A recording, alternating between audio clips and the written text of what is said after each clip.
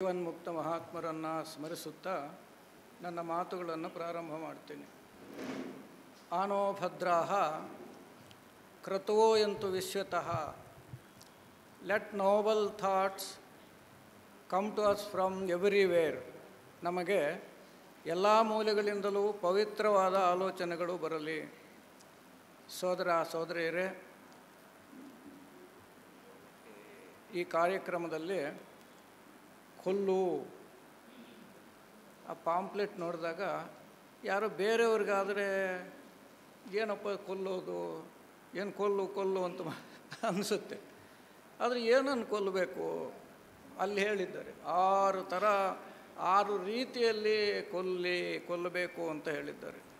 ಏನು ಹಾಗಂದರೆ, ಕೊಲ್ಲುವುದು ಅಂದರೆ ಏನು ತಿಳ್ಕೊಂಡ್ವು ನಾವು? ಕೊಲ್ಲುವುದು ಅಂದರೆ ಏನು ತಿಳ್ಕೊಂಡ್ವಿ? ಕೊಲ್ಲುವುದು ಅಂದರೆ ಬಿಟ್ಟು ಬಿಡಬೇಕು, ತ್ಯಾಗ ಮಾಡಬೇಕು, ವರ್ಜಿಸಬೇಕು. ಅದೇ ಕೊಲ್ಲು ಅಂದರೆ ಇಲ್ಲ ಅರ್ಥ.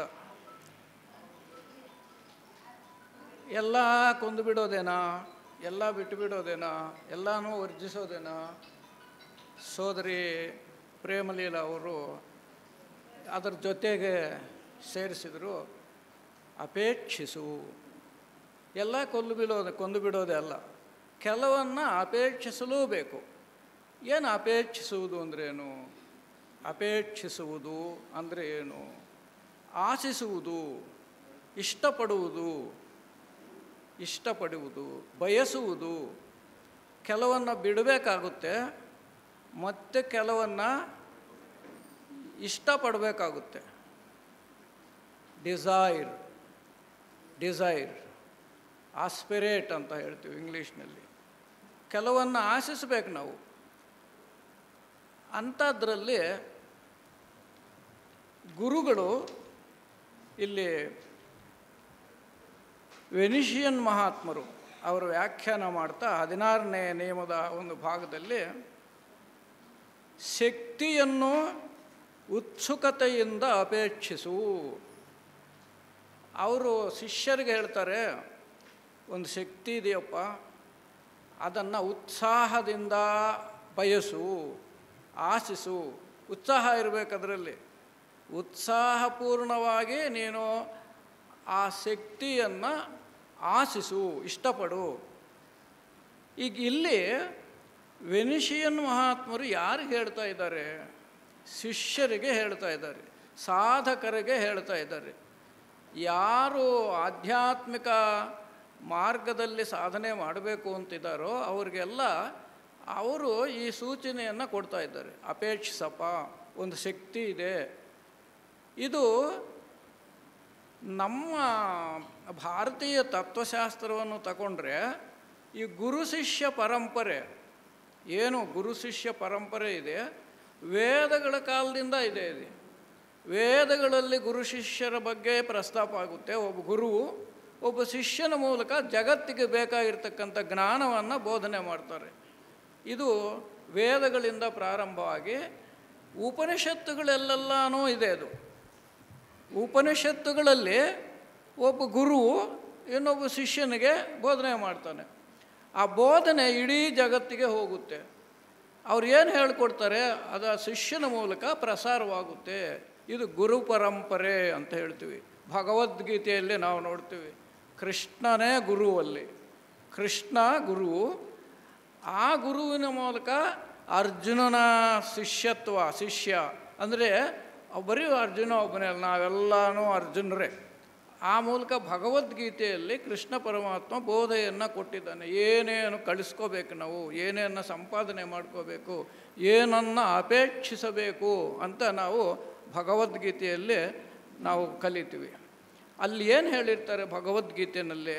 ಬಹಳ ಮುಖ್ಯವಾಗಿ ಕರ್ಮ ಮಾರ್ಗವನ್ನು ಬೋಧಿಸ್ತಾನೆ. ಅದು ಕರ್ಮ ಮಾರ್ಗ ಹೇಗಿರಬೇಕಂದ್ರೆ ನಿಷ್ಕಾಮ ಕರ್ಮವಾಗಿರಬೇಕು. ಯಾವುದೇ ರೀತಿಯ ಕಾಮ ಇಲ್ಲದಿರುವಂತಹ ಆಸೆಯಾಗಬೇಕು. ಅದನ್ನೇ ನಾವು ನಿಷ್ಕಾಮ ಕರ್ಮ ಅಂತ ಭಗವದ್ಗೀತೆಯಲ್ಲಿ ಬರುತ್ತೆ. ಇಲ್ಲಿ ಗುರುಗಳು ಬೋಧಿಸ್ತಾ ಇರ್ತಕ್ಕಂಥದ್ದು ಅದನ್ನೇ, ನೀನು ನಿಷ್ಕಾಮ ಕರ್ಮಿಯಾಗಿ ಜೀವನ ಮಾಡಬೇಕು, ಆ ಶಕ್ತಿಯನ್ನು ಸಂಪಾದನೆ ಮಾಡ್ಕೋಬೇಕು. ಹಾಗೆ ಇಲ್ಲಿ ಅದನ್ನು ಲೆಡ್ಬೀಟರ್ ಅವರು ವಿವರಿಸಿ ಹೇಳ್ತಾರೆ, ಗುರುಗಳು ಏನು ಹೇಳಿದ್ದಾರೆ ಅನ್ನೋ. ಗುರುಗಳು ಈಗ ಹೇಳ್ತಾರೆ, ಶಿಷ್ಯನು ಎಂತಹ ಶಕ್ತಿಯನ್ನು ಅಪೇಕ್ಷಿಸಬೇಕೆಂದರೆ ಆ ಶಕ್ತಿಯು ಅವನನ್ನು ಜನರ ದೃಷ್ಟಿಯಲ್ಲಿ ಇವನು ಗಣನೆಗೆ ಬಾರದವನು ಎಂದು ತೋರಿಸುವಂತೆ ಮಾಡಬೇಕು. ಒಂದು ಶಕ್ತಿ ಇದೆ, ಆ ಶಕ್ತಿಯನ್ನು ನಾವು ಸಂಪಾದಿಸ್ಕೊಂಡ್ರೆ ಇತರರಿಗೆ ಇವನ ಹತ್ರ ಆ ಶಕ್ತಿ ಇದೆ ಅಂತ ತಿಳಿಸ್ಕೊಡ್ತಕ್ಕಂಥದ್ದೇನಿಲ್ಲ, ಅಥವಾ ಪ್ರಚಾರ ಮಾಡಬೇಕಂಥದ್ದು ಏನೂ ಇಲ್ಲ. ಅದು ಅವನಲ್ಲೇ ಇರಬೇಕಷ್ಟೇ. ಶಿಷ್ಯನಿಗೆ ಯಾವ ಥರ ಶಕ್ತಿ ಬರಬೇಕಂದ್ರೆ ಇತರರ ದೃಷ್ಟಿಯಲ್ಲಿ ಅವನ ಗಣನೆಗೆ ಬರಬಾರ್ದು. ಅವನೇನೆ ನನಗೆ ಬುದ್ಧಿವಂತ, ನಾನು ಹೇಳ್ತೀನಿ ನೀವು ಕೇಳಿ ಅಂತ ಹೇಳೋಷ್ಟಿಲ್ಲ. ಅಂತಹ ಶಕ್ತಿ ಇತರರ ಗಮನಕ್ಕೆ ಹೋಗದೇ ಇರತಕ್ಕಂಥ, ತಾನು ಲೋಕ ಕಲ್ಯಾಣಕ್ಕೋಸ್ಕರ ಗುರುಗಳ ಮೂಲಕ ಸಾಧನೆ ಮಾಡಬೇಕಂತ ಒಂದು ಮಹಾಶಕ್ತಿ ಇದೆಯಲ್ಲ, ಆ ಶಕ್ತಿಯನ್ನು ಗಳಿಸ್ಕೋ, ಅಪೇಕ್ಷಿಸು ಅಂತ ಇಲ್ಲಿ ಗುರುಗಳು ಹೇಳ್ತಾ ಇದ್ದಾರೆ. ಇಲ್ಲಿ ನಾವು ಮಹಾಭಾರತಕ್ಕೆ ಹೋದರೆ ಅಲ್ಲಿ ಪಾಂಡವರು ಕೌರವರು ಅವ್ರ ಮಧ್ಯೆ ಒಬ್ಬ ವ್ಯಕ್ತಿ ಬರ್ತಾನೆ. ಊಹಿಸಿದ್ರೆ ಗೊತ್ತಾಗುತ್ತೆ ನಮಗೆ. ಪಾಂಡವರು ಮಧ್ಯದಲ್ಲಿ ಒಬ್ಬ ವ್ಯಕ್ತಿ, ಅವ್ರಿಗೂ ಸಮಾನವಾಗಿರ್ತಕ್ಕಂಥದ್ದು, ಇಬ್ಬರ ಕ್ಷೇಮವನ್ನು ಬಯಸಿದವನು. ಯಾರು? ವಿದುರ. ನಮಗೆಲ್ಲರಿಗೂ ಗೊತ್ತಿದೆ. ಆ ವಿದುರನಿಗೆ ಎಷ್ಟೇ ಶಕ್ತಿ ಸಾಮರ್ಥ್ಯಗಳಿದ್ರೂ ಒಬ್ಬರ ಪರವಾಗಿ ಕೆಲಸ ಮಾಡಲಿಲ್ಲ. ಇಬ್ಬರ ಕ್ಷೇಮವನ್ನು ಬಯಸಿದವನು ವಿದುರನು. ಪಾಂಡವರು ಚೆನ್ನಾಗಿರಬೇಕು, ಕೌರವರು ಚೆನ್ನಾಗಿರಬೇಕು ಅಂತ ಸದಾ ಭಾರತದ ಕೊನೆಯವರೆಗೂ ಈ ಅಪೇಕ್ಷೆಯನ್ನು ಹೊಂದಿದ್ದಂಥವನು. ಎಲ್ಲರೂ ಚೆನ್ನಾಗಿರಬೇಕು ಅಂತ ಪ್ರಯತ್ನ ಮಾಡಿದವನು. ಧೃತರಾಷ್ಟ್ರನಿಗೆ ಅನೇಕ ಸಲ ಅವರಿಬ್ಬರೂ ಸಮಾನರೇ, ಇಬ್ಬರೂ ನಿನ್ನ ಮಕ್ಕಳೇ, ಹಾಗಾಗಿ ಎಲ್ಲರನ್ನೂ ಸಮಾನವಾಗಿ ನೋಡ್ತಕ್ಕಂಥ ಮನಸ್ತತ್ವವನ್ನು ನೀನು ಬೆಳೆಸ್ಕೋ ಅಂತ ವಿದುರ ಬೋಧನೆ ಮಾಡಿದ. ಆದರೆ ಅದು ನಡೆಯಲಿಲ್ಲ. ಆ ವಿದುರನಂತಹ ತತ್ವವನ್ನು ನಾವು ಬೆಳೆಸ್ಕೋಬೇಕು. ವಿದುರನು ಹೇಗೆ ಇಬ್ಬರಿಗೂ ಸಮನಾಗಿದ್ನೋ ಹಾಗೆ. ಅಂದರೆ ಒಬ್ಬ ಶಿಷ್ಯನು ಇಡೀ ಜಗತ್ತಿನ ಮಾನವ ಕೋಟಿಗೆ ಒಳಿತನ್ನು ಬಯಸುವಂತಹ ಶಿಷ್ಯನಾಗಬೇಕು. ಇದು ಗುರುಗಳ ನಿರೀಕ್ಷೆ ಮತ್ತು ಶಿಷ್ಯನು ಅಪೇಕ್ಷಿಸಬೇಕಾಗಿರ್ತಕ್ಕಂಥ ಒಂದು ಮಹಾನ್ ಶಕ್ತಿ. ಈ ಶಕ್ತಿಯನ್ನು ನೀನು ಗಳಿಸ್ಕೋಬೇಕು. ಕೊನೆಯಲ್ಲಿ ಕೃಷ್ಣ ಪರಮಾತ್ಮ ರಾಯಭಾರಕ್ಕೆ ಹೋದಾಗ ಎಲ್ಲಿಗೆ ಹೋಗಿದ್ದು? ವಿದುರನ ಮನೆಗೆ ಹೋಗಿದ್ದು. ಯಾಕೆ ವಿದುರನ ಮನೆಗೆ ಹೋಗಿದ್ದು? ವಿದುರ ಬಡವ, ಅವನು ಸತ್ಕಾರ ಮಾಡುವಂಥ ಸ್ಥಿತಿಯಲ್ಲೂ ಕೂಡ ಇರಲಿಲ್ಲ. ಆದರೆ ಕೃಷ್ಣ ಪರಮಾತ್ಮ ವಿದುರನ ಮನೆಗೆ ಹೋದ. ಆ ಸ್ಥಿತಿಯಲ್ಲಿ ಶಿಷ್ಯನು ಸಾಧನೆ ಮಾಡಬೇಕು. ಭಗವಂತನನ್ನು, ಗುರುಗಳನ್ನು ನಮ್ಮ ಹತ್ತಿರಕ್ಕೆ ಆಕರ್ಷಿಸ್ತಕ್ಕಂಥ ಒಂದು ಮಹಾನ್ ಶಕ್ತಿಯನ್ನು ಶಿಷ್ಯನು ಸಂಪಾದಿಸ್ಕೋಬೇಕು.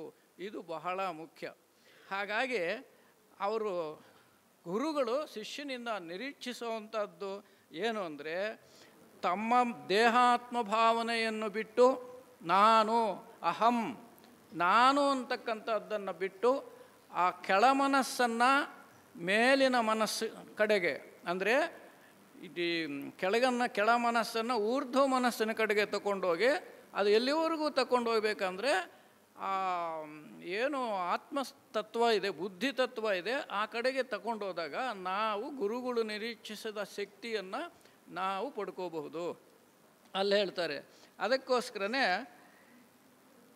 ಏನು ಮಾಡ್ತೀಯೋ ನೀನು ಅದು ಇತರರಿಗೆ ಗೊತ್ತಾಗುವಂತೆ ನಿನ್ನದೇ ಆಂತರ್ಯದಲ್ಲಿದ್ದುಕೊಂಡು ಸಾಧನೆ ಮಾಡಬೇಕು. ಆ ಸಾಧನೆ ಜಗತ್ತಿನ ಕಲ್ಯಾಣಕ್ಕೆ ಉಪಯೋಗ ಆಗಬೇಕು. ಇಲ್ಲಿ ಕೊನೆಯಲ್ಲಿ ಹೇಳ್ತಾರೆ, ಯಾವ ಉದ್ದೇಶದಿಂದ ಸಾಧನೆ ಮಾಡಬೇಕು ಅಂದರೆ ಹಿನ್ನೆಲೆಯಲ್ಲಿಯೇ ಉಳಿದುಕೊಂಡು ಯಾವಾಗಲೂ ಬಹಳ ಉತ್ತಮವೆಂಬುದನ್ನು ಅವನು ಶಿಷ್ಯನು ಅರಿತುಕೊಳ್ಳಬೇಕು. ಅದನ್ನೇ ಇಲ್ಲಿ ಎಲೆಮರೆಯ ಕಾಯಿಯಂತೆ ಇರಬೇಕು ಅಂತ ಒಂದು ಮಾತಿರುತ್ತೆ, ನಾವು ಹೇಳ್ತೀವಿ. ಎಲೆ ಮರೆಯ ಕಾಯಿ. ಕಾಯಿ ಕಾಣಿಸ್ತಾ ಇದ್ದರೆ ಕಲ್ಲು ಹೊಡಿತಾರೆ, ಎಲೆಯ ಮರೆಯಲ್ಲಿದ್ದರೆ ಕಲ್ಲು ಹೊಡೆಯಲ್ಲ.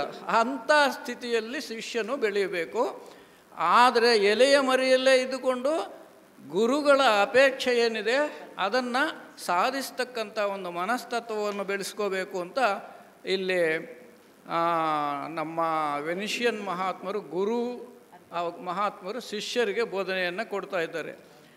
ಹಾಗೆ ಫಲಿತಾಂಶಗಳ ಬಗ್ಗೆ ಸ್ವಲ್ಪವೂ ಚಿಂತಿಸದೆ ನಮ್ಮಿಂದ ಸಾಧ್ಯವಾದಷ್ಟು ಅತ್ಯುತ್ತಮ ರೀತಿಯಲ್ಲಿ ಕೆಲಸವನ್ನು ನಿರ್ವಹಿಸಿ ಅನಂತರ ಅದನ್ನು ನಾನು ಮಾಡಿದೆ ಎಂಬ ಸಂಗತಿಯನ್ನು ಮರೆತು ಬಿಡಬೇಕು. ಇದೇ ನೀತಿ.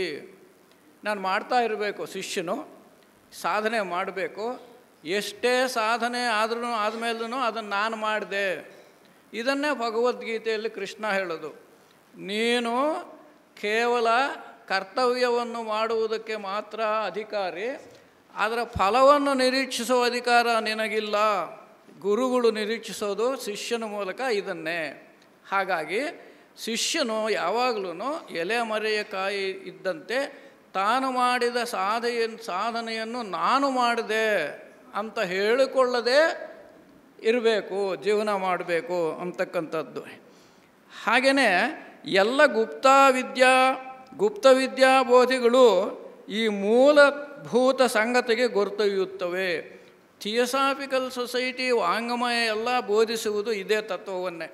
ಪ್ರತಿ ಶಿಷ್ಯನು ಎಲೆ ಮರೆಯ ಕಾಯಿಯಂತೆ ಇದ್ದುಕೊಂಡು ಸದಾ ಸತ್ಚಿಂತನೆಯನ್ನು ಮಾಡಿ ಜಗತ್ತಿನ ಕಲ್ಯಾಣಕ್ಕೆ ಗುರುಗಳು ಏನು ಕರ್ತವ್ಯವನ್ನು ನಿರ್ವಹಿಸ್ತಾ ಇದ್ದಾರೋ ಅದಕ್ಕೆ ನಾನು ಸಹಕರಿಸಬೇಕು ಅಂತಕ್ಕಂಥ ಒಂದು ಅಪೇಕ್ಷೆ ಅವನಲ್ಲಿರಬೇಕು. ಇದನ್ನೇ ಅವ್ರನ್ನ ಹೇಳ್ತಕ್ಕಂಥ ಅಪೇಕ್ಷೆ ಆಸೆ. ಆ ಆಸೆ ನಮಗಿರಬೇಕು, ಆ ಬಯಕೆ ನಮಗಿರಬೇಕು.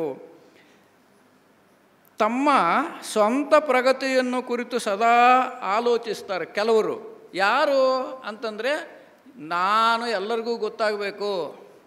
ನಮ್ಮ ನಿರ್ದೇಶಕರು ಹೇಳಿದರು, ಅವರು ಏನು ಕೇಳಿದ್ರು ಯಾವುದು ನನಗೆ ಗೊತ್ತಿಲ್ಲ, ನಾನು ಮಾಡಲ್ಲ ಅಂತ ಒಪ್ಕೊತಾರೆ ಅಂತ ಹೇಳಿದ್ರಲ್ಲ, ಅದು ಪಾಂಡಿತ್ಯದವಲ್ಲ. ನಾನು ಆ ಮಾತು ಯಾಕೆ ಹೇಳ್ತೀನಿ ಅಂದರೆ, ಆ ಜವಾಬ್ದಾರಿ ನನಗೆ ಕೊಟ್ಟರೆ ಆ ಪುಸ್ತಕ ತೆಗಿಬಹುದು ಅಂತ, ಹಾಗಾದರೂ ನಾನು ತಿಳ್ಕೊಬೋದು ಅಂತಕ್ಕಂಥದ್ದು. ಆ ಉದ್ದೇಶ ಇರಬೇಕು. ನನಗೆಲ್ಲ ಗೊತ್ತಿದೆ ನಾನು ಹೇಳ್ತೀನಿ ಆ ಥರ ಅಲ್ಲ. ನನಗೆ ಜವಾಬ್ದಾರಿ ಕೊಟ್ಟರೆ ಅವಾಗೇನಾಗುತ್ತೆ, in inevitable position I have to learn that. ಇದು ಬಹಳ ಮುಖ್ಯ. ಅದು ಶಿಷ್ಯನಿಗಿರಬೇಕು. ಅದನ್ನು ನಾವು ಮನಸ್ಸಿನಲ್ಲಿ ಇಟ್ಕೊಂಡು ಆ ಗುರುಗಳ ನಿರ್ದೇಶನದಲ್ಲಿ ಜಗತ್ ಕಲ್ಯಾಣಕ್ಕೆ ಸಾಧಕವಾಗ್ತಕ್ಕಂಥ ಅಪೇಕ್ಷೆಯನ್ನು ನಾವು ಇಟ್ಕೋಬೇಕು. ಐಶ್ವರ್ಯವನ್ನು ಅಪೇಕ್ಷಿಸುವುದು, ಆಧ್ಯಾತ್ಮಿಕ ಪ್ರಗತಿಯನ್ನು ಸಾಧಿಸಬೇಕೆಂಬ ಆಲೋಚಿಸುವುದು, ಇದಕ್ಕೆ ವ್ಯತ್ಯಾಸ ಇದೆ.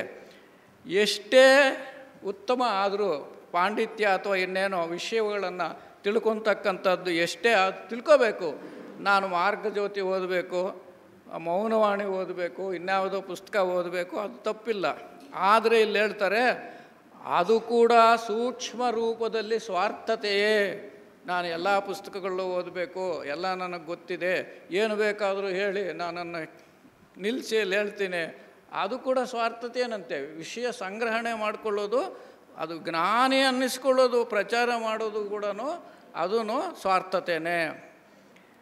ನನ್ನ ಸ್ವಂತ ಅನುಭವದಿಂದ ಹೇಳುವುದಾದರೆ, ಇಲ್ಲಿ ಎಡ್ಬೀಟರ್ ಹೇಳ್ತಾರೆ, ಪ್ರಗತಿಯನ್ನು ಸಾಧಿಸಲು ಉತ್ತಮ ಮಾರ್ಗವೆಂದರೆ ತನ್ನ ಸ್ವಂತ ಪ್ರಗತಿಯ ಬಗ್ಗೆ ಎಲ್ಲವನ್ನೂ ಮರೆತು ಗುರುಗಳ ಕೆಲಸದಲ್ಲಿ ಸುಮ್ಮನೆ ನಿರತವಾಗುವುದು. ನನಗೆ ತಿಳಿದ ಮಟ್ಟಿಗೆ ನನ್ನ ಸ್ವಂತ ಕೆಲಸ ಬಿಟ್ಟು ಗುರುಗಳು ಏನನ್ನು ನಮ್ಮಿಂದ ನಿರೀಕ್ಷಿಸ್ತಾರೆ ಸದಾ ಅದರಲ್ಲಿ ನಿರತರಾಗಬೇಕು. ಲೆಡ್ಬೀಟರ್ಗೆ ಕರೆ ಬಂದಾಗ ಭಾರತಕ್ಕೆ ಹೋಗಬೇಕು ಅಂತ ಯಾವುದೇ ಒಂದು ಕ್ಷಣ ತಡ ಮಾಡದೆ ಬಂದುಬಿಟ್ರಂತೆ. ಇದು ನಮ್ಮಲ್ಲಿ ಆಗಬೇಕು. ಸದಾ ನಾವು ಸಿದ್ಧವಾಗಿರಬೇಕು, ಗುರುಗಳ ಕರೆಗೆ ಸಿದ್ಧವಾಗಿರಬೇಕು. ಈ ರೀತಿ ಮಾಡಿದರೆ ಉಳಿದದ್ದು ತನಗೆ ತಾನೇ ನಡೆಯುತ್ತದೆ. ನಿನ್ನ ಕ್ಷೇಮನೂ ಇದೆ ಅದರಲ್ಲಿ. ಗುರುಗಳ ಸತ್ಕಾರ್ಯಕ್ಕೆ ನೀನು ಸಹಕರಿಸ್ತಾ ಹೋದರೆ, ಸಚ್ಚಿಂತನೆ ಸದಾಸೆಗಳನ್ನು ಬೆಳೆಸ್ಕೊಂಡ್ರೆ ನಿನ್ನ ಒಳಿತು ಅಲ್ಲಿರುತ್ತೆ. ಇದಕ್ಕೆ ಬೈಬಲ್ನಲ್ಲಿ ಒಂದು ಉದಾಹರಣೆ ಹೇಳ್ತಾರೆ. ನೀನು ಮೊದಲು ದೇವರ ರಾಜ್ಯವನ್ನು ಮತ್ತು ಅವನ ಧರ್ಮ ಮಾರ್ಗವನ್ನು ಬಯಸು, ಆಗ ಎಲ್ಲವೂ ಅಂದರೆ ತಿನ್ನಲು ಕುಡಿಯಲು ಹೊದಿಯಲು ತಮಗೆ ತಾನೇ ಹೆಚ್ಚು ಹೆಚ್ಚಾಗಿ ಬರುತ್ತವೆ ಅಂತ ಈ ಮ್ಯಾಥ್ಯೂ ಅಂತಕ್ಕಂಥದ್ರಲ್ಲಿ ನಮಗೆ ತಿಳಿಸ್ತಾರೆ ಅವರು. ಇದು ಕ್ರೈಸ್ತ ಧರ್ಮದಲ್ಲಿ ಬರ್ತಕ್ಕಂಥದ್ದು. ಇದನ್ನೇ ನಾವು ಕೃಷ್ಣ ಪರಮಾತ್ಮನು ಹೇಳಿರ್ತಕ್ಕಂಥದ್ದು, ನೋಡಪ್ಪ ನಾನು ಹೇಳಿದ ಕೇಳು, ನನ್ನ ಕಡೆಗೆ ಬಾ, ಸರ್ವಧರ್ಮಾನ್ ಪರಿತ್ಯಜ್ಯ ಮಾಮೇಕಂ ಶರಣಂ ವ್ರಜ, ನನ್ನನ್ನು ನಂಬು, ನನ್ನ ಯೋಜನೆ ಏನಿದೆ ಅದಕ್ಕೆ ಸಹಕರಿಸು, ನಿನ್ನ ಯೋಗಕ್ಷೇಮವನ್ನು ನಾನು ನೋಡ್ಕೊಳ್ತೀನಿ. ಹಾಗೆಯೇ ಗುರುಗಳ ಉದ್ದೇಶ ಏನಿದೆ ಅದಕ್ಕೆ ನಾವು ಸಹಕರಿಸಿದರೆ ನಮ್ಮ ಯೋಗಕ್ಷೇಮ, ನಮಗೆ ಬೇಕಾದ ಜ್ಞಾನವನ್ನು ಅವರು ನಮಗೆ ಕೊಡ್ತಾರೆ. ಇಲ್ಲಿ ವ್ಯತ್ಯಾಸ ಏನಂದರೆ ಭಗವದ್ಗೀತೆ, ಭಾಗವತ, ರಾಮಾಯಣ ಇನ್ಯಾವುದರಲ್ಲೂ ಹೇಳ್ತಕ್ಕಂಥದ್ದು ನಿನಗೆ ಮುಕ್ತಿ ಬರುತ್ತೆ ಅಂತ. ಆದರೆ ಥಿಯಾಸಫಿ ವಾಂಗ್ಮಯದಲ್ಲಿ ಬರ್ತಕ್ಕಂಥದ್ದು ನಿನಗೊಬ್ಬನಿಗೆ ಅಲ್ಲ, ಎಲ್ಲರಿಗೂ ಬರಬೇಕು. ಗುರುಗಳು ನಿರೀಕ್ಷಿಸ್ತಕ್ಕಂಥದ್ದು ಅದು ಬಹಳ ಮುಖ್ಯವಾದ್ದು. ನಿಂದಗೊಬ್ಬನೇ ಅಲ್ಲ, ಇಡೀ ಮಾನವ ಕೋಟಿಗೆ ಸದ್ಗತಿ ಬರಬೇಕು, ಅವೆಲ್ಲ ಮಾನವ ಕೋಟಿಗೆ ಕಲ್ಯಾಣ ಆಗಬೇಕು ಅಂತಕ್ಕಂಥದ್ದು ಇಲ್ಲಿನ ನಿರೀಕ್ಷೆ. ಹಾಗೆ ಇದು ಸಂಪೂರ್ಣವಾಗಿ ನಿಜ, ಉಳಿದೆಲ್ಲವೂ ತಾನಾಗೇ ಬರುತ್ತವೆ. ನಾವು ನಮ್ಮ ಸ್ವಂತ ಪ್ರಗತಿಯ ಬಗ್ಗೆ ಚಿಂತಿಸಿದಿರುವಾಗ ಇದ್ದಕ್ಕಿದ್ದಂತೆ ನಮಗೆ ನಿಜವಾಗಿಯೂ ಸ್ವಲ್ಪ ಪ್ರಗತಿ ಕಂಡುಬರುತ್ತೆ. ನಾವು ಯಾವಾಗಲೂ ಗುರುಗಳ ಕಾರ್ಯದ ಬಗ್ಗೆನೇ ಅಪೇಕ್ಷಿಸಿದರೆ, ಬಯಸಿದರೆ ನಮ್ಮ ಒಳಿತೂ ಆಗುತ್ತೆ. ಇಲ್ಲಿ ಕಾರಣದೇಹದ ಬಗ್ಗೆ ಪ್ರಸ್ತಾಪ ಮಾಡಿದ್ದಾರೆ. ಕಾರಣದೇಹದಿಂದ ಶಿಷ್ಯನಿಗಾಗ್ತಕ್ಕಂಥ ಪ್ರಯೋಜನ ಏನು? ಒಬ್ಬ ಮನುಷ್ಯನು ಕಾರಣದೇಹದಲ್ಲಿ ಜೀವವು ಹೇಗಿರುತ್ತೆ ಎಂಬುದನ್ನು ಮೊದಲು ಸಲ ಕಂಡುಕೊಂಡಾಗ ಅವನಿಗೆ ತಾನು ಆ ಮಟ್ಟದಲ್ಲಿ ಎಷ್ಟು ಉಪಯುಕ್ತನಾಗಬಲ್ಲೆ ಮತ್ತು ತಾನು ಕೆಲಸ ಮಾಡಲು ಎಷ್ಟೊಂದು ಬಗೆ ಬಗೆಯ ದಾರಿಗಳಿವೆ ಎಂಬುದು ಅರ್ಥವಾಗುತ್ತದೆ, ಅರಿವಿಗೆ ಬರುತ್ತದೆ. ನಮ್ಮ ಬುದ್ಧಿ ಪ್ರಜ್ಞೆ, ನಮ್ಮ ಪ್ರಜ್ಞೆ ಆ ಕಾರಣದೇಹದ ಮಟ್ಟಕ್ಕೆ ಹೋದಾಗ ನಮಗೆ ಗೊತ್ತಾಗುತ್ತೆ ನಮ್ಮ ಜವಾಬ್ದಾರಿ ಏನು, ನಾನು ಇಲ್ಲಿವರೆಗೂ ಏನು ಸಾಧಿಸಿದೆ, ಇನ್ನು ಮುಂದೆ ಏನು ಸಾಧಿಸಬೇಕು, ಅದು ನಮಗೆ ಗೊತ್ತಾಗುತ್ತೆ. ಆಗ ಅವನು ಈ ರೀತಿಯಲ್ಲಿ ಪ್ರಯತ್ನಿಸಬಹುದು. ನನ್ನ ಮುಂದೆ ತೆರೆದುಕೊಳ್ಳುತ್ತಿರುವ ಈ ಹೊಸದಾದ ಮತ್ತು ಅದ್ಭುತವಾದ ಕೆಲಸ ಮಾಡುವುದು ಹೆಚ್ಚು ಉತ್ತಮವಲ್ಲವೇ?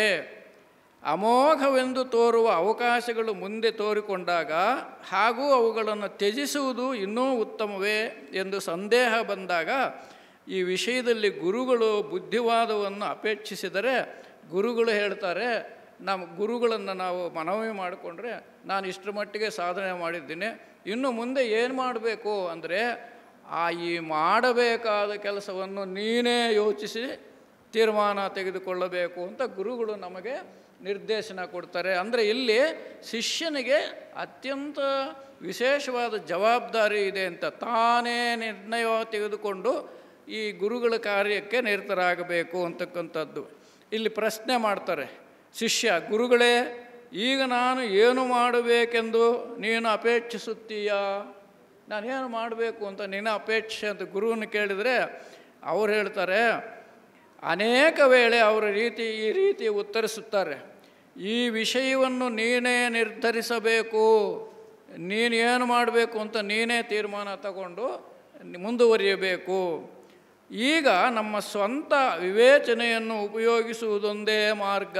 ಹಾಗಾಗಿ ಯಾವುದೋ ಗ್ರಂಥದ ಮೇಲೆ, ಯಾರ್ದೋ ಹೇಳಿಕೆಯ ಮೇಲೆ ಆಧಾರ ಪಡದೆ ನಾವೇ ಸ್ವತಃ ನಮ್ಮ ವಿವೇಚನೆಯಿಂದ ತೀರ್ಮಾನ ತೆಗೆದುಕೊಂಡು ಗುರುಗಳ ಕಾರ್ಯದಲ್ಲಿ ನಿರತರಾಗಬೇಕು. ಅವರ ಇಚ್ಛೆ ಅದು, ನಾವು ಅದನ್ನು ಬಯಸಬೇಕು. ಈಗ ನಮ್ಮ ಸ್ವಂತ ವಿವೇಚನೆಯನ್ನು ಉಪಯೋಗಿಸುವುದೊಂದೇ ಮಾರ್ಗ. ಇಂತಹ ಮಾರ್ಗದಲ್ಲಿ ಹೀಗೆಯೇ ಮಾಡಬೇಕೆಂದು ಯಾವ ನಿಯಮವೂ ಹಾಕಿಕೊಳ್ಳಲಾಗುವುದಿಲ್ಲ. ಹೆಚ್ಚು ಉನ್ನತವಾದ ಮಾರ್ಗದಲ್ಲಿ ಕೆಲಸ ಮಾಡುವುದು ಅತ್ಯಂತ ಮುಖ್ಯವಾಗಿರ್ತಕ್ಕಂಥದ್ದು. ನಾವೇ ತೀರ್ಮಾನ ತಗೋಬೇಕು, ನಾನು ಯಾವ ಥರ ನಡಿಬೇಕು, ಯಾವ ಥರದ ತೀರ್ಮಾನವನ್ನು ತಗೊಂಡ್ರೆ ನಾನು ಜಗತ್ತಿನ ಕಲ್ಯಾಣದ ಕಡೆ ನನ್ನ ಕಾರ್ಯ ನಡೆಯುತ್ತದೆ ಅಂತಕ್ಕಂಥ ವಿಷಯ. ನಿನ್ನ ಸ್ವಂತ ಬೆಳವಣಿಗೆಗಾಗಿ ಇರುವ ಆಸೆಯು ನೀನು ಮಾಡಬಹುದಾದ ಯಾವುದಾದರೂ ಉಪಯೋಗಕರವಾದ ಕೆಲಸಕ್ಕೆ ಅಡ್ಡಿಯಾಗಿ ನಿಲ್ಲುವುದು ಬೇಡ. ನಿನ್ನ ಸಾಧನೆಯಲ್ಲಿ ನೀನು ಮಾಡ್ತಾ ಇರ್ತಕ್ಕಂಥ ಸಾಧನೆ ನಿನ್ನ ಪ್ರಗತಿಗೆ ಅಥವಾ ಜಗತ್ತಿನ ಪ್ರಗತಿಗೆ ಅಡ್ಡಿಯಾಗುವುದು ಬೇಡ. ಸದಾನು ಒಳ್ಳೆಯ ಚಿಂತನೆ ಮಾಡು ಅಂತ ಹೇಳ್ತಾರೆ. ಹಾಗೆಯೇ ನಾನು ಯಾವಾಗಲೂ ಈ ನೀತಿಯನ್ನೇ ಅನುಸರಿಸಿಕೊಂಡು ಬಂದಿದ್ದೇನೆ ಅಂತಾರೆ ಲೆಡ್ಬಿಟರ್ ಅವರು. ಯಾವುದು? ನಾನೇ ತೀರ್ಮಾನ ತಗೊಂಡು ನನ್ನ ತೀರ್ಮಾನದ ಬಗ್ಗೆ, ನನ್ನ ನಿರ್ಧಾರದ ಬಗ್ಗೆ ನಾನು ಗುರುಗಳ ಕೆಲಸವನ್ನು ಮಾಡಿಕೊಂಡು ಬಂದಿದ್ದೇನೆ ಅಂತಾರೆ. ಇದು ಅತ್ಯಂತ ಕ್ಷೇಮಕರವಾದ ಕಾರ್ಯನೀತಿಯನ್ನು ನನ್ನ ಭಾವನೆ. ಅಂದರೆ ಏನು ಮಾಡಬೇಕು ಅಂತ ನಾವೇ ನಿರ್ಧಾರ ಮಾಡಿಕೊಂಡು ಆ ಗುರುಗಳಿಗೆ ಸಹಕರಿಸಬೇಕು ಅಂತಕ್ಕಂಥ ವಿಚಾರ.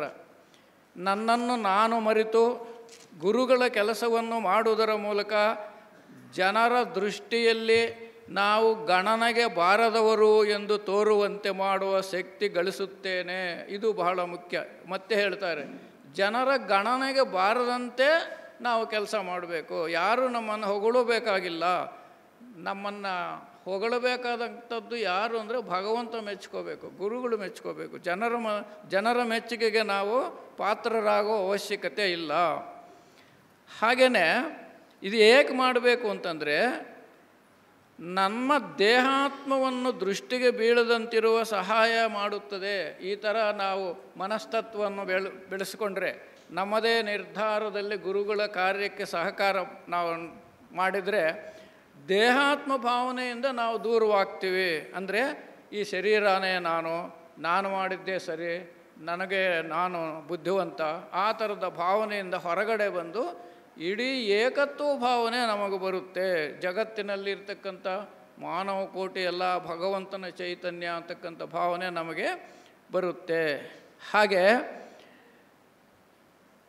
ಕಾರ್ಯವೈಖರಿಯ ಬಗ್ಗೆ ಪ್ರಸ್ತಾಪ ಮಾಡ್ತಾರೆ. ನಮ್ಮ ಕಾರ್ಯ ಹೇಗಿರಬೇಕು ಅಂತ. ಗುರುಗಳ ಕೆಲಸ ಮಾಡುವಾಗ ಇದು ಚಿಕ್ಕದು ಅಥವಾ ದೊಡ್ಡದು ಎಂಬುದಿಲ್ಲ ಎಂಬುದನ್ನು ನಾವು ಅರಿತುಕೊಳ್ಳಬೇಕು. ಇದು ಬಹಳ ಮುಖ್ಯ. ಯಾವುದೇ ಸಣ್ಣ ಕೆಲಸ ಆಗ್ಬೋದು ಅಥವಾ ಮಹಾ ದೊಡ್ಡದು ಸಾಧನೆ ಮಾಡ್ತಕ್ಕಂಥ ಕೆಲಸ ಆಗ್ಬೋದು. ಇದು ಯಾವುದೂ ಇದು ಚಿಕ್ಕದು ದೊಡ್ಡದು ಅಂತ ನಾವು ತೀರ್ಮಾನ ತಗೋಬಾರ್ದು. ಯಾವಾಗ ಅವಕಾಶ ಬರುತ್ತೋ ಆವಾಗ ನಾವು ಆ ಕೆಲಸ ಮಾಡೋದಕ್ಕೆ, ಅದು ಚಿಕ್ಕದಾಗ್ಬೋದು ದೊಡ್ಡದಾಗ್ಬೋದು, ಅದಕ್ಕೆ ನಾವು ಸಿದ್ಧರಾಗಬೇಕು ಅಂತಾರೆ. ಯಾವುದು ಗುರುಗಳ ಕೆಲಸ? ಯಾವುದು ಗುರುಗಳ ಕೆಲಸ? ಭಗವಂತನ ಸಂಸರಣ ಯೋಜನೆಯನ್ನು ಕಾರ್ಯದ ರೂಪಕ್ಕೆ ತರ್ತಕ್ಕಂಥ ಗುರುಗಳ ಕೆಲಸದಲ್ಲಿ ನಾವು ಯಾವುದೇ ಚಿಕ್ಕದು ದೊಡ್ಡದು ನನಗೆ ಹೇಳಿದರೆ ಅದು ಮಾಡ್ತಾಯಿದ್ದೆ, ಅವ್ರ ಕೈಯಲ್ಲಿ ಆಗಲ್ಲ, ಆ ಥರ ಅಲ್ಲ.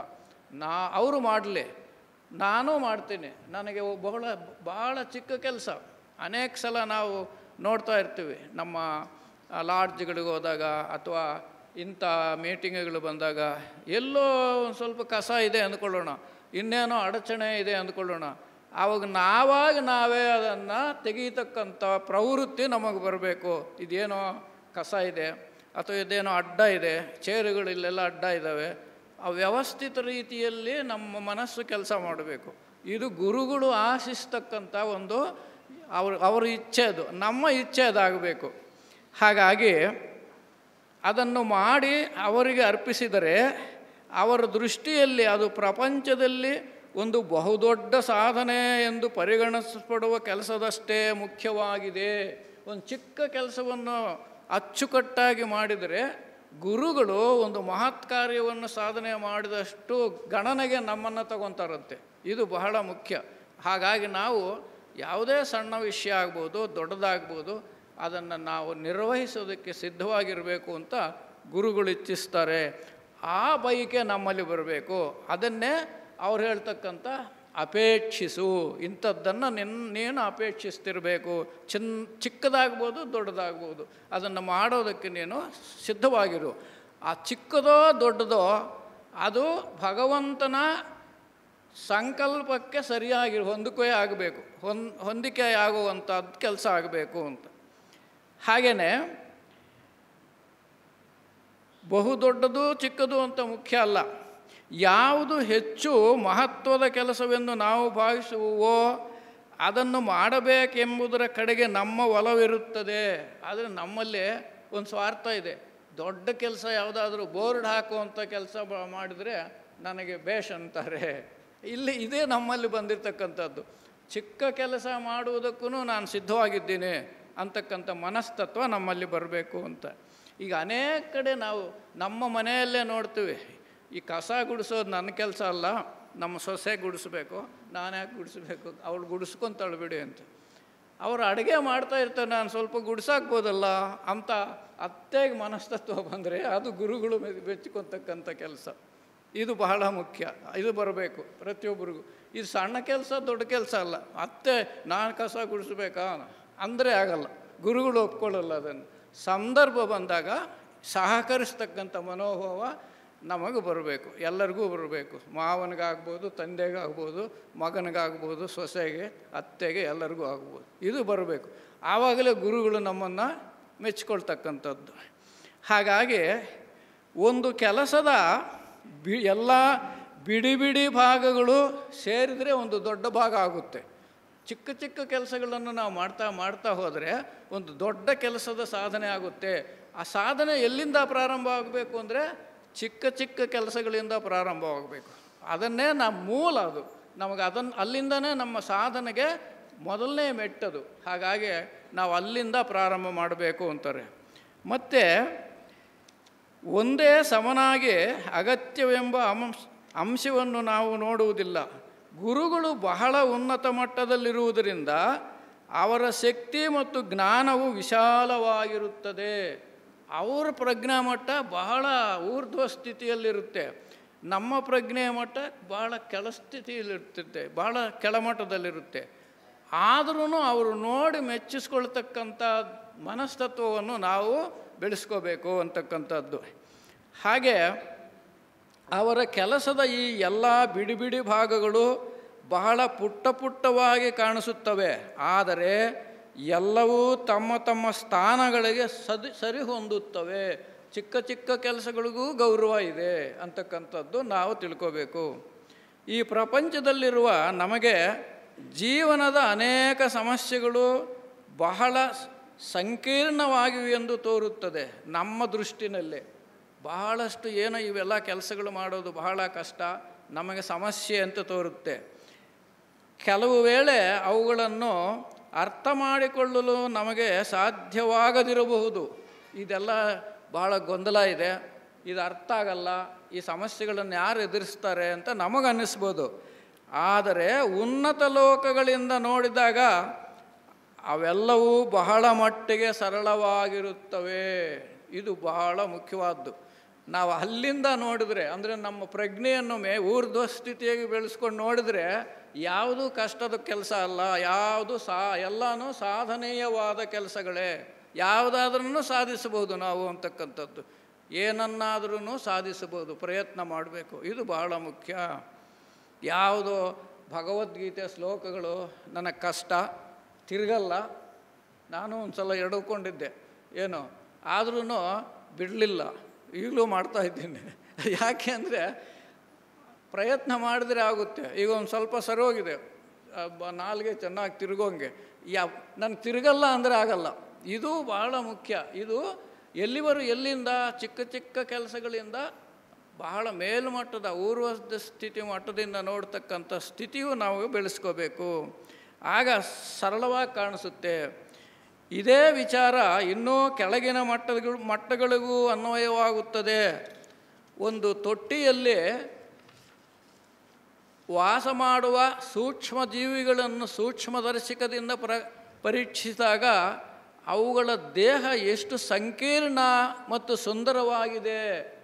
ನಾವು ಸಾಮಾನ್ಯವಾಗಿ ಒಂದು ಸಣ್ಣ ಯಾವುದೋ ನೊಣ ಅಥವಾ ಒಂದು ಕೀಟವನ್ನು ನೋಡಿದರೆ ನಮ್ಮ ದೃಷ್ಟಿ ಇದೇನು ಬಹಳ ಕೀಳು ಮಟ್ಟದ್ದು.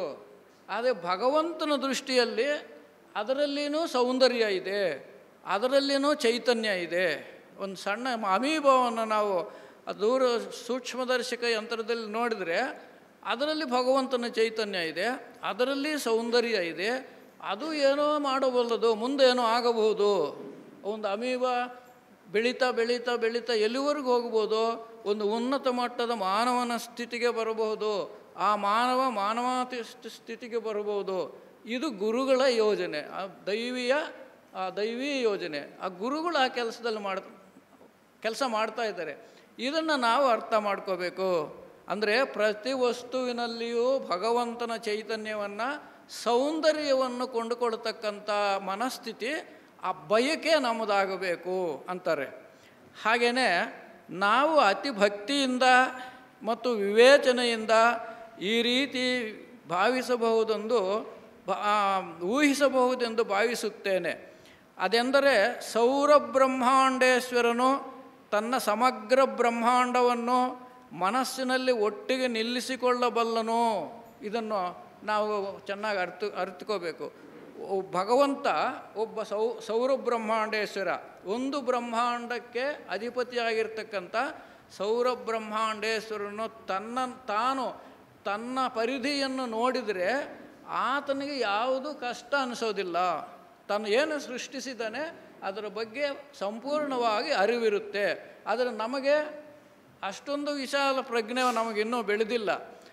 ಆದರೂ ಕೂಡ ನಮಗೆ ಸಿಕ್ಕಿತಕ್ಕಂಥ ಅವಕಾಶವನ್ನು ಸಣ್ಣದಾಗಲಿ ದೊಡ್ಡದಾಗಲಿ ಅಲ್ಲಿ ಭಗವಂತನ ಚೈತನ್ಯವನ್ನು ಗುರುತಿಸ್ತಕ್ಕಂಥ, ಭಗವಂತನ ಸೌಂದರ್ಯವನ್ನು ಗುರುತಿಸ್ತಕ್ಕಂಥ ಒಂದು ಪ್ರಯತ್ನ ನಮ್ಮದಾಗಬೇಕು, ಆ ಬಯಕೆ ನಮ್ಮದಾಗಬೇಕು ಅಂತಾರೆ ಇಲ್ಲಿ.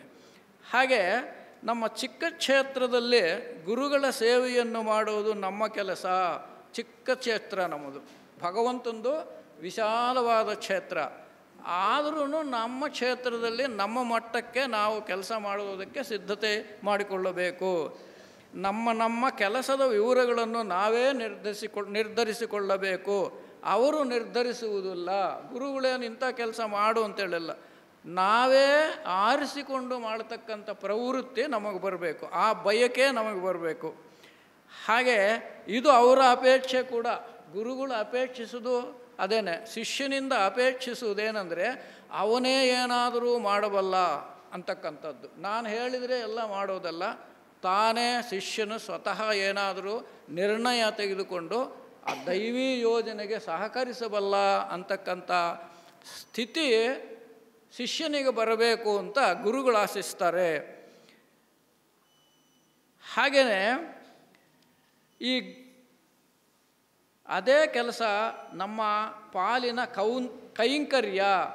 ಯಾರ ಆಲೋಚನೆಯಲ್ಲಿ ಗುರುಗಳು ಸಮೀಪವಾಗಿರುತ್ತಾರೋ ಮತ್ತು ಅಂತಹ ಯೋಚನಾ ಸಾಮೀಪ್ಯದ ಮೂಲಕ ಅವರು ಮನೋಭಾವನೆಯನ್ನೇ ತಾವು ತಾಳುತ್ತಾರೋ ಅಂತಹವರು ಅವರಿಗೆ ಉಪಯೋಗವಾಗುವಂತಹ ಎಂತಹ ಕೆಲಸವನ್ನಾದರೂ, ಅದು ಸರಳ ಕೆಲಸವಾಗಿರಬಹುದು ಅಥವಾ ಕ್ಲಿಷ್ಟವಾದ ಕೆಲಸವಾಗಿರಬಹುದು, ಅದನ್ನು ಮಾಡಲು ಶಿಷ್ಯನು ಸಿದ್ಧನಾಗಿರಬೇಕು ಅಂತ ಗುರುಗಳು ಅಪೇಕ್ಷಿಸ್ತಾರೆ. ಇದು ಗುರು ಶಿಷ್ಯ ಸಂಬಂಧದಲ್ಲಿರ್ತಕ್ಕಂಥದ್ದು ಬಹಳ ಮುಖ್ಯವಾದ್ದು.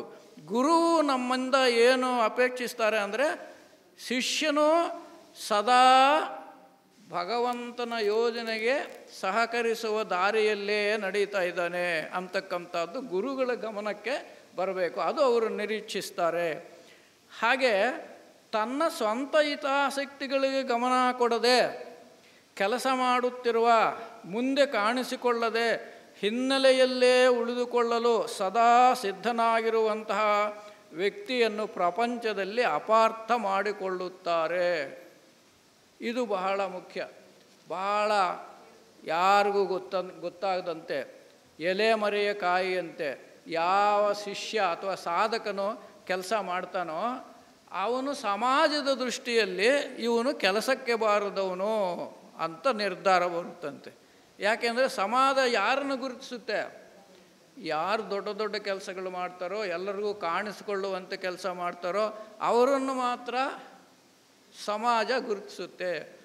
ಆದರೆ ತನ್ನ ಪಾಡಿಗೆ ತಾನು ಗುರುಗಳ ಮನೋಗತಕ್ಕೆ ಸಿದ್ಧವಾಗಿ ಅವರ ಇಚ್ಛೆಯಂತೆ ಎಲೆಮರೆ ಕಾಯಿಯಂತೆ ಯಾವ ಶಿಷ್ಯನು ಕೆಲಸ ಮಾಡ್ತಾನೋ ಅವನನ್ನು ಸಮಾಜ ಗುರುತಿಸಲ್ಲ.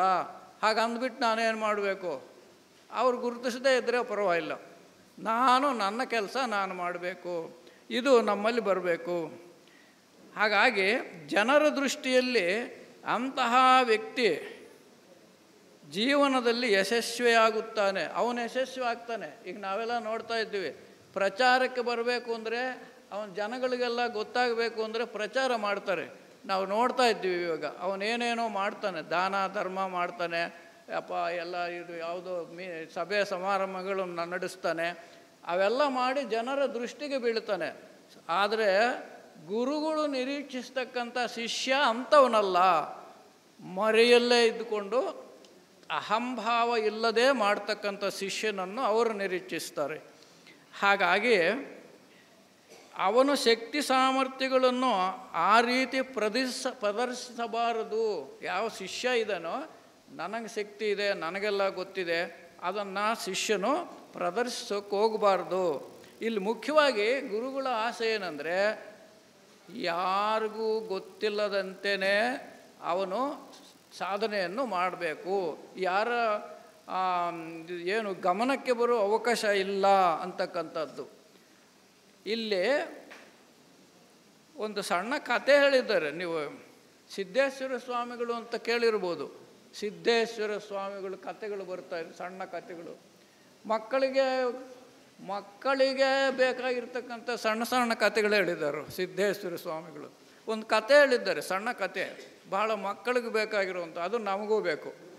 ಒಂದು ಕಾಗೆ ಇತ್ತಂತೆ ಒಂದು ಹಳ್ಳಿನಲ್ಲಿ ಒಂದು ಕಾಗೆ. ಅದು ಬೆಳಗ್ಗೆ 5 ಗಂಟೆಗೆ ಎದ್ದುಬಿಟ್ಟು ಕಾ ಕಾ ಅಂತ ಕೂಗೋದಂತೆ. ಕೂಗಿದಾಗ ಊರಿನ ಜನ ಎಲ್ಲ ಎದ್ದು ಅವ್ರವ್ರ ಕೆಲಸಗಳಿಗೆ ಹೋಗೋದು. ಅವ್ರವ್ರ ಕೆಲಸಗಳಿಗೆ ಹೋದ್ಮೇಲೆ ಈ ರಾತ್ರಿ ಎಲ್ಲ ತಿಂದು ಏನೋ ಮೊಸರೆ ಗಿಸರೆ ಎಲ್ಲ ಆಚೆ ಚೆಲ್ಲಿರ್ತಾರಲ್ಲ, ಅದನ್ನೆಲ್ಲ ಈ ಕಾಗೆ ತನ್ನ ಬಳಗವನ್ನು ಬಳಸ್ಕೊಂಡು ಆ ಊರನ್ನೆಲ್ಲನೂ ಶುದ್ಧಿ ಮಾಡೋದಂತೆ. ಅದು ಕಾಗೆ ಕೆಲಸ. ಊರನ್ನು ಶುದ್ಧವಾಗಿಡ್ತಕ್ಕಂಥದ್ದು ಆ ಕಾಗೆಯ ಕೆಲಸ. ಆ ಕಾ ಅಂತ ಕೂಗೋದು, ಅದರ ಬಳಗ ಎಲ್ಲ ಕರ್ಕೊಂಡೋಗಿ ಇಡೀ ಹಳ್ಳಿಯನ್ನು ಶುದ್ಧವಾಗಿಡ್ತಕ್ಕಂಥದ್ದು. ಇದು ಸುಮಾರು ದಿನ ನಡೀತಂತೆ. ಭಗವಂತ ನೋಡಿದಂತೆ, ಆಹಾ ಏನು ಕಾಗೆ, ಏನು ಸೇವಾ ಮನೋಭಾವ ಇದೆ ಇದಕ್ಕೆ ಅಂತ ಆ ಹಳ್ಳಿಗೆ ಬಂದಂತೆ ಭಗವಂತ. ಬಂದುಬಿಟ್ಟು ಆ ಕಾಗೆ ಹತ್ರ ಹೋಗಿ, ಏನಪ್ಪ ನೀನು ಮಾಡ್ತಾ ಇರೋದೆಲ್ಲ ಬಹಳ ಚೆನ್ನಾಗಿದೆ, ನನಗಿಷ್ಟ ಆಯಿತು. ಆದರೆ ನಿನ್ನ ಬಣ್ಣ ಇದೆಯಲ್ಲ ಕಪ್ಪಗಿದೆ, ನೀನು ಬೆಳ್ಳಗೆ ಮಾಡಿಬಿಡ್ತೀನಿ. ನಿನ್ನ ಶಬ್ದ ಇದೆಯಲ್ಲ ಬಹಳ ಕರ್ಕಶವಾದ ಶಬ್ದ, ಅದನ್ನು ಕೋಗಲೇ ಶಬ್ದ ಮಾಡ್ತೀನಿ. ನಿನ್ನ ಸ್ವರೂಪ ಇದೆಯಲ್ಲ ಬಹಳ ವಕ್ರವಾಗಿದೆ, ಬಹಳ ಸೌಂದರ್ಯ ಕೊಡ್ತೀನಿ, ಇನ್ನೂ ಏನಾದರೂ ಬೇಕಾದರೆ ಕೇಳು ಅಂತ ಆ ಭಗವಂತ ಆ ಕಾಗೆಯನ್ನು ಕೇಳಿದಂತೆ. ಅದು ಹೇಳ್ತಂತೆ ಕಾಗೆ, ಭಗವಂತ ಅವ್ಯಾವೂ ನನಗೆ ಬೇಡ, ಅವೆಲ್ಲ ಕೊಟ್ಟರೆ ನಾನು ನಿನ್ನನ್ನು ಮರೆತು ಹೋಗ್ತೀನಿ, ಅದಕ್ಕೋಸ್ಕರ ಈಗೇನಿದೆಯೋ ಅದೇ ಸಾಕು. ಇದು ನಿಜವಾದ ಶಿಷ್ಯನ ಲಕ್ಷಣ. ಅವರು ಕಾಗೆ ಕತೆ ಹೇಳಿರ್ಬೋದು, ಆದರೆ ಇದು ನಮಗೆ ಎಷ್ಟರ ಮಟ್ಟಿಗೆ ಅನ್ವಯಿಸುತ್ತೆ. ಹಾಗಾಗಿ ಆ ಥರದ ಮನೋಭಾವ ಶಿಷ್ಯನಿಗೆ ಬರಬೇಕು. ಯಾರ ಮೆಚ್ಚುಗೆಗೂ ಶಿಷ್ಯನು ಬೀಳಬೇಕಾಗಿಲ್ಲ.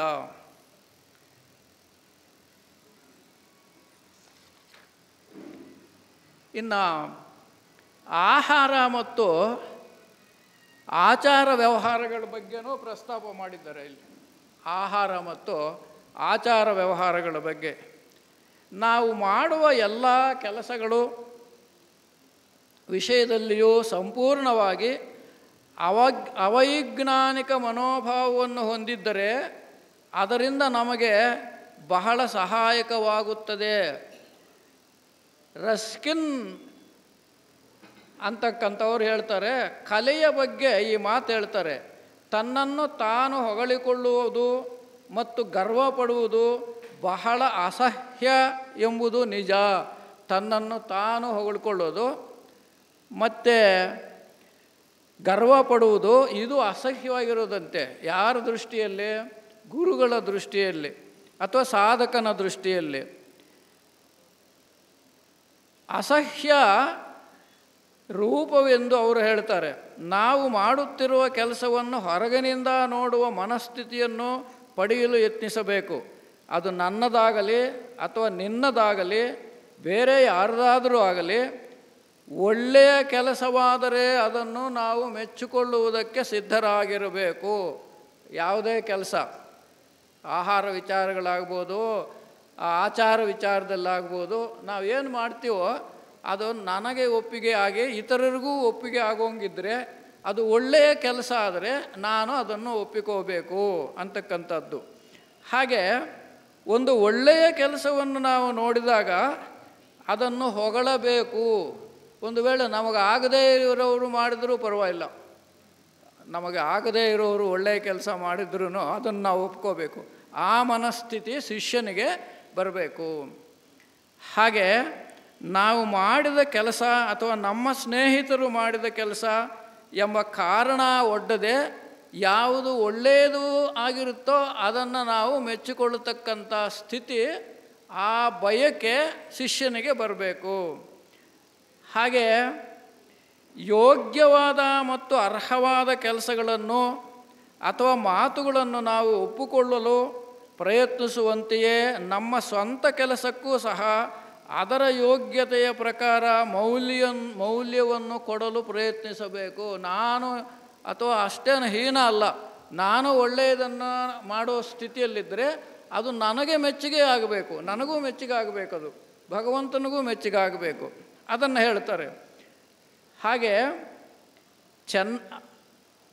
ಈ ಕೆಲಸವನ್ನು ಮಾಡಿದವರು ನಾವೇ ಆಗಿರುವುದರಿಂದ ಅದು ಚೆನ್ನಾಗಿರುತ್ತೆ ಎಂದು ಭಾವಿಸಬಾರದು. ನಾನು ಮಾಡಿದ್ದೇ ಸರಿ, ಬೇರೆಯವರು ಮಾಡಿದ್ದು ಸರಿ ಇಲ್ಲ, ಆ ಮನಸ್ತತ್ವ ನಮಗೆ ಬರಬಾರ್ದು ಅಂತ ಹೇಳ್ತಾರೆ. ಹಾಗೆಯೇ ಪ್ರತಿಯೊಂದನ್ನು ನಮ್ಮ ವಿವೇಚನೆಯಿಂದ ತೀರ್ಮಾನ ತಗೋಬೇಕು. ಒಳ್ಳೆಯದಾಗೋದು ಕೆಟ್ಟದ್ದು ಅಂತಕ್ಕಂಥದ್ದು ನಾವು ವಿವೇಚನೆ ಮಾಡಿ ನಾವು ತೀರ್ಮಾನ ತಗೋಬೇಕು ಅಂತ ಹೇಳ್ತಾರೆ. ಹಾಗೆ ಈ ಬುದ್ಧಿಮಟ್ಟದ ಪ್ರಜ್ಞೆಯ ಬಗ್ಗೆ ಇಲ್ಲಿ ಒಂದು ವಿಶೇಷವಾದ ವಿಷಯವನ್ನು ತಿಳಿಸ್ತಾರೆ. ನಾವು ಯಾಕೆ ಕೆಲವು ಸಲ ಹೀನ ಸ್ಥಿತಿಯಲ್ಲಿ ಬರ್ತೀವಿ ಅಥವಾ ಕೆಲವು ಸಲ ಮೇಲ್ಮಟ್ಟದ ಸ್ಥಿತಿಯಲ್ಲಿ ಯೋಚನೆ ಮಾಡ್ತೀವಿ ಅಂದರೆ, ನಮ್ಮ ಕಾಮ ಶರೀರ ಸ್ಥೂಲ ಶರೀರಕ್ಕೆ ಬಹಳ ಹತ್ತಿರ ಇದ್ದರೆ ನಮ್ಮ ಆಲೋಚನೆಗಳು ಕೆಳಮಟ್ಟದಲ್ಲಿರುತ್ತೆ. ನಮ್ಮ ಆಲೋಚನೆಗಳು ಕಾಮ ಶರೀರದ ಕೆಳಮಟ್ಟದ ಸ್ಥಿತಿ, 7 ಉಪಲೋಕಗಳಿರುತ್ತಲ್ವಲ್ಲ, ಆ ಕೊನೆಯ ಸ್ಥಿತಿ ಕೆಳಗಡೆ ಇರತಕ್ಕಂಥ ಮಟ್ಟದಲ್ಲಿದ್ದರೆ ನಮ್ಮ ಆಲೋಚನೆಗಳು ಅಷ್ಟು ಶುದ್ಧಿ ಆಗಿರಲ್ಲ. ಮೇಲೆ ಹೋಗ್ತಾ ಹೋಗ್ತಾ ಬುದ್ಧಿಮಟ್ಟಕ್ಕೆ ಹತ್ತಿರ ಹೋಗ್ತಕ್ಕಂಥ ಆಲೋಚನೆಗಳು ಬಂದಾಗ ಅವು ಶುದ್ಧವಾಗಿರುತ್ತೆ. ಇದನ್ನು ಇಲ್ಲಿ ಪ್ರಸ್ತಾಪ ಮಾಡಿದ್ದಾರೆ. ಶಿಷ್ಯನು ಅದನ್ನು ಗಮನಿಸಬೇಕು. ಹಾಗೆಯೇ ಪರಿಸರ ಎಂಥದ್ದಿರಬೇಕು ಅಂತ ಪ್ರಸ್ತಾಪ ಮಾಡ್ತಾರೆ. ಶಿಷ್ಯನು ಆಶಿಸ್ತಕ್ಕಂಥ, ಬಯಸ್ತಕ್ಕಂಥ, ಅಪೇಕ್ಷಿಸ್ತಕ್ಕಂಥ ಪರಿಸರ ಹೇಗಿರಬೇಕು ಅಂದರೆ, ನಮ್ಮ ವಾಸಸ್ಥಳಗಳು ಪರಸ್ಪರ ಬಹಳ ಸಮೀಪದಲ್ಲಿರುತ್ತೆ. ಇದರ ಫಲವಾಗಿ ಬೇರೆ ಬೇರೆ ವ್ಯಕ್ತಿಗಳ ಬಗ್ಗೆ ಆಲೋಚನೆಗಳು ಮಾಡಿದ್ದರೂ ಆ ಆಲೋಚನೆಗಳು ಪರಿಣಾಮ ಬೀರುತ್ತದೆ. ನಾವೆಲ್ಲ ಒಟ್ಟಿಗಿರೋದ್ರಿಂದ, ಒಂದು ಗ್ರಾಮದಲ್ಲಿ ಎಲ್ಲ ಮನೆಗಳು ಹತ್ತಿರ ಇರೋದರಿಂದ ಏನಾಗುತ್ತಂದರೆ, ನಮ್ಮ ಆಲೋಚನೆಗಳು ಕೆಳಮಟ್ಟದ ಆಲೋಚನೆಗಳಾದರೆ ಇಡೀ ಅಲ್ಲಿನ ಜನಾಂಗದ ಮೇಲೆ ಪ್ರಭಾವ ಬೀರುತ್ತೆ. ಅದೇ ನಮ್ಮ ಆಲೋಚನೆಗಳು ಮೇಲ್ಮಟ್ಟದಲ್ಲಿದ್ದರೆ ಅದರ ಪ್ರಭಾವನೂ ಬೀಳುತ್ತೆ. ಹಾಗಾಗಿ ನಾವು ಒಂದು ಸಮುದಾಯದಲ್ಲಿ ಅಥವಾ ಒಂದು ಸಮಾಜದಲ್ಲಿ ಜೀವನ ಮಾಡುವಾಗ ನಮ್ಮ ಆಲೋಚನೆಗಳು ಯಾವಾಗಲೂ ಊರ್ಧ್ವ ಸ್ಥಿತಿಯಲ್ಲಿರಬೇಕು, ಮೇಲ್ಮಟ್ಟದಲ್ಲಿರಬೇಕು. ಇದನ್ನು ನಮ್ಮ ಗುರುಗಳು ನಿರೀಕ್ಷಿಸ್ತಕ್ಕಂಥದ್ದು. ಇನ್ನು ಮುಂದೆ ಶಾಂತಿಯನ್ನು ತೀವ್ರವಾಗಿ ಅಪೇಕ್ಷಿಸು ಅಂತಾರೆ. ಶಿಷ್ಯನು ಯಾವಾಗಲೂ ಶಾಂತ ಸ್ಥಿತಿಯಲ್ಲಿರಬೇಕು. ಆ ಶಾಂತ ಸ್ಥಿತಿಯಲ್ಲಿದ್ದರೇ ಗುರುಗಳು ನಿರೀಕ್ಷಿಸ್ತಕ್ಕಂಥ ಸಾಧನೆಯನ್ನು ನಾವು ಮಾಡಬಹುದು ಅಂತಕ್ಕಂಥದ್ದು. ಹಾಗೆ ಯಾರಿಂದಲೂ ಕಲುಕದ ಸಾಧ್ಯವಾಗದಂತಹ ಶಾಂತಿಯನ್ನು ನೀನು ಅಪೇಕ್ಷಿಸಬೇಕು. ಯಾರಿಂದಲೂ ನಿನ್ನ ಶಾಂತಿಗೆ ಭಂಗ ಆಗಬಾರ್ದು, ಅಂತಹ ಶಾಂತಿಯನ್ನು ನೀನು ನಿರೀಕ್ಷಿಸಬೇಕು. ನೀನು ಅಪೇಕ್ಷಿಸ್ತಕ್ಕಂಥ ಆ ಪವಿತ್ರ ಶಾಂತಿಯಲ್ಲಿ ನಿನ್ನ ಆತ್ಮವು ಸಮುದ್ರ ತೀರದ ಪಕ್ಕದಲ್ಲಿರುವ ನಿಶ್ಚಲದ ಕೊಳದಲ್ಲಿ ಬೆಳೆಯುವ ಪವಿತ್ರ ಪುಷ್ಪದಂತೆ ಬೆಳೆಯಬೇಕು. ಇಲ್ಲಿ ಉತ್ತಮವಾದ ಒಂದು ನಿದರ್ಶನವನ್ನು ಕೊಡ್ತಾರೆ ಗುರುಗಳು. ಏನಂದರೆ, ಒಂದು ಸಮುದ್ರ ಇದೆ, ಅಲ್ಲಿ ಅಲೆಗಳು ಅಲ್ಲೋಲ ಕಲ್ಲವಾಗಿರುತ್ತೆ, ಅದರ ಪಕ್ಕದಲ್ಲಿ ಒಂದು ಸರೋವರ ಇದೆ. ಆ ಸರೋವರದಲ್ಲಿ ನೀರು ಬಹಳ ಪ್ರಶಾಂತವಾಗಿರುತ್ತೆ. ಆ ಪ್ರಶಾಂತವಾಗಿರ್ತಕ್ಕಂಥ ನೀರಿನಲ್ಲಿ ಬೆಳೀತಕ್ಕಂಥ ಪುಷ್ಪಗಳು ಕೂಡ ಬಹಳ ಸುಂದರವಾಗಿ, ಬಹಳ ಆತ್ಮೀಯವಾಗಿ ಕಾಣುತ್ತೆ ನಮಗೆ. ಅಂತಹ ಶಾಂತಿಯನ್ನು ನೀನು ನಿರೀಕ್ಷಿಸಬೇಕು ಅಂತಾರೆ ಗುರುಗಳನ್ನೇ. ನಮ್ಮಿಂದ ಬಯಸ್ತಕ್ಕಂಥದ್ದು ಏನಂದರೆ, ಸದಾ ಶಾಂತಿ ಸ್ಥಿತಿಯಲ್ಲಿರು. ಹೇಗೆ ಅಂದರೆ, ಸಮುದ್ರದ ಪಕ್ಕದಲ್ಲಿ ಕೊಳದಲ್ಲಿರ್ತಕ್ಕಂಥ ಪುಷ್ಪದಂತೆ ನೀನು ಜೀವನ ಮಾಡಬೇಕು. ಈ ಸಮುದ್ರ ಯಾವುದು? ನಮ್ಮ ಸಮಾಜವೇ, ನಮ್ಮ ಸುತ್ತಮುತ್ತಲು ಇರೋ ಸಮಾಜವೇ ಸಮುದ್ರ.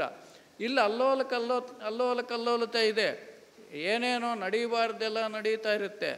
ಆದರೆ ನೀನು ಮಾತ್ರ ಆ ಕೊಳದಲ್ಲಿರ್ತಕ್ಕಂಥ ಪವಿತ್ರವಾದ ಸುಂದರವಾದ ಪುಷ್ಪದಂತೆ ಜೀವಿಸಲು ಪ್ರಶಾಂತತೆಯನ್ನು ನಿನ್ನದಾಗಿ ಮಾಡಿಕೋ ಅಂತ ಇಲ್ಲಿ ನಮಗೆ ಶಿಷ್ಯರಿಗೆ ಹೇಳ್ತಾ ಇದ್ದಾರೆ. ಹಾಗಾಗಿ ಲೆಡ್ಬೀಟರ್ ಮತ್ತೆ ಜ್ಞಾಪಿಸ್ತಾರೆ, ಈ ಹ್ರಸ್ವ ನಿಯಮವು ಮುಂದೆ ಬರುವ ನಿಯಮದೊಡನೆ ಸಮೀಪ ಸಂಬಂಧವನ್ನು ಹೊಂದಿದೆ. ನಾವು ಅಪೇಕ್ಷಿಸುವ ಬೇಕಾದ ಸಾಮರ್ಥ್ಯವು ಶಾಂತಿಗೆ ಕರೆದೊಯ್ಯುತ್ತದೆ.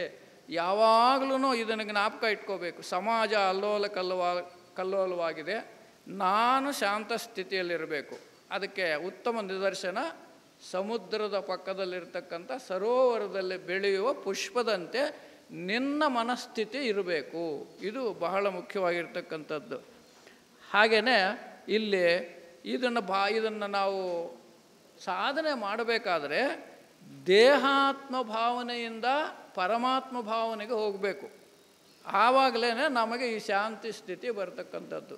ಇದು ದೇಹಾತ್ಮ ಭಾವನೆ ಬಿಟ್ಟು ನನ್ನಲ್ಲಿರ್ತಕ್ಕಂಥ ಪರಮಾತ್ಮ ಚೈತನ್ಯ ಇದೆ, ನಾನು ಅದರ ನೆರಳಿನಲ್ಲಿ ಜೀವನ ಮಾಡಬೇಕು, ಅದರ ಸಾಧನೆಯಲ್ಲಿ ನನ್ನ ಸಾಧನೆಯು ಮಿಳಿತವಾಗಬೇಕು ಅಂತಕ್ಕಂಥದ್ದು ಇಲ್ಲಿ ಹೇಳ್ತಕ್ಕಂಥದ್ದು. ಹಾಗೆ ನಾವು ಶಾಂತಿಯನ್ನು ಗಳಿಸಿದಾಗ ಮಾತ್ರ ಅದನ್ನು ಇತರರಿಗೆ ಕೊಡಲು ಸಾಧ್ಯ.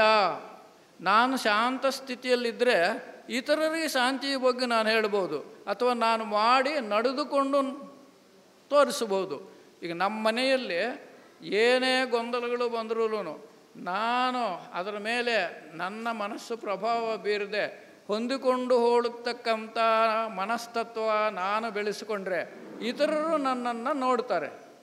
ನಮ್ಮ ಮನೆಯಲ್ಲಿರ್ತಕ್ಕಂಥ ಇದರ ಸದಸ್ಯರು ಕೂಡ ನನ್ನನ್ನು ನೋಡಿ ನನ್ನನ್ನು ಅನುಸರಿಸ್ತಾರೆ. ಹಾಗಾಗಿ ನಾನು ಮೊದಲು ಶಾಂತ ಸ್ಥಿತಿಯನ್ನು ಗಳಿಸ್ತಕ್ಕಂಥದ್ದನ್ನು ಸಾಧನೆ ಮಾಡಬೇಕು. ಆ ಶಾಂತ ಸ್ಥಿತಿಯಲ್ಲಿ ಜೀವನ ಮಾಡೋದನ್ನು ನಾವು ಕಲಿಯಬೇಕು. ಹಾಗಾಗಿ ಯಾವಾಗಲೂ ನಾವು ಯಾವುದೇ ಭಾವೋದ್ವೇಗಗಳಿಗೆ ಈಡಾಗಬಾರದು, ಭಾವೋದ್ವೇಗಗಳಿಗೆ ಸಿಕ್ಕಾಕ್ಕೋಬಾರದು. ಸದಾ ಪ್ರಶಾಂತ ಸ್ಥಿತಿಯಲ್ಲಿರುವುದನ್ನು ಅಭ್ಯಾಸ ಮಾಡಬೇಕು ಅಂತ ಗುರುಗಳು ನಮ್ಮಿಂದ ನಿರೀಕ್ಷಿಸ್ತಾರೆ. ಹಾಗಾಗಿ ಇದನ್ನು ನಾವು ಬಹಳ ಮುಖ್ಯವಾಗಿ ಮನಸ್ಸಿನಲ್ಲಿಟ್ಕೊಂಡು ಏನನ್ನು ಸಮುದ್ರದ ಪಕ್ಕದಲ್ಲಿ ಕಲ್ಲೋಲವಾದ ಸಮುದ್ರದ ಪಕ್ಕದಲ್ಲಿರುವ ಸರೋವರದಲ್ಲಿ ಸುಂದರವಾದ ಪುಷ್ಪಗಳು ಬೆಳೆದಂತೆ ನೀನು ಶಾಂತ ಸ್ಥಿತಿಯಲ್ಲಿ ಇರಬೇಕು.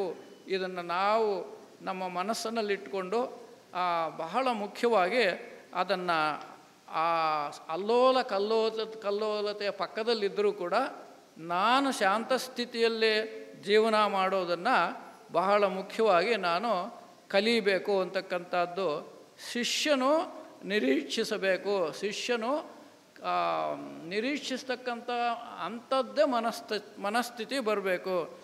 ಆಮೇಲೆ ಕೊನೆಯಲ್ಲಿ ಕೆಲವು ಸಾಧನೆಗಳ ಬಗ್ಗೆ ಹೇಳ್ತಾರೆ. ಬಹಳ ಮುಖ್ಯವಾಗಿ ಏನನ್ನು ನೀನು ಸಾಧನೆ ಮಾಡಬೇಕಂದ್ರೆ ಅನೇಕ ಸದ್ಗುಣಗಳನ್ನು ನೀನು ಸಾಧನೆ ಮಾಡಬೇಕು, ಸಂಪಾದನೆ ಮಾಡ್ಕೋಬೇಕು. ಸದ್ಗುಣಗಳಂದರೆ ಪ್ರಶಾಂತವಾಗಿರ್ತಕ್ಕಂಥದ್ದು, ದಯಾಪರತೆಯನ್ನು ಬೆಳೆಸ್ಕೊಳ್ತಕ್ಕಂಥದ್ದು, ಕಾರುಣ್ಯ ಭಾವನೆಯನ್ನು ಬೆಳೆಸ್ಕೊಳ್ತಕ್ಕಂಥದ್ದು, ಮತ್ತು ಸದಾ ಇತರರ ಚಿಂತನೆಯನ್ನು ಮಾಡ್ತಕ್ಕಂಥದ್ದು, ಪ್ರಜೋಪಕಾರಿಯಾದ ಮನಸ್ಸನ್ನು ಬೆಳೆಸ್ಕೊಳ್ತಕ್ಕಂಥದ್ದು. ಹೀಗೆ ನಾವು ಒಬ್ಬ ಶಿಷ್ಯ ಇವನ್ನೆಲ್ಲ ಅಪೇಕ್ಷಿಸಬೇಕು. ಸಚ್ಚಿಂತನೆಯನ್ನು ಅಪೇಕ್ಷಿಸಬೇಕು. ಗುರುಗಳಿಗೆ ಆ ಗುರುಗಳು ಏನು ಭಗವಂತನ ಕಾರ್ಯ ಮಾಡ್ತಾ ಇದ್ದಾರೆ ಅದರ ಕಡೆ ನನ್ನ ಗಮನ ಇರಲಿ ಅಂತಕ್ಕಂಥ ಒಂದು ಆ ಶಕ್ತಿಯನ್ನು ನಾವು ಸಂಪಾದನೆ ಮಾಡ್ಕೋಬೇಕು.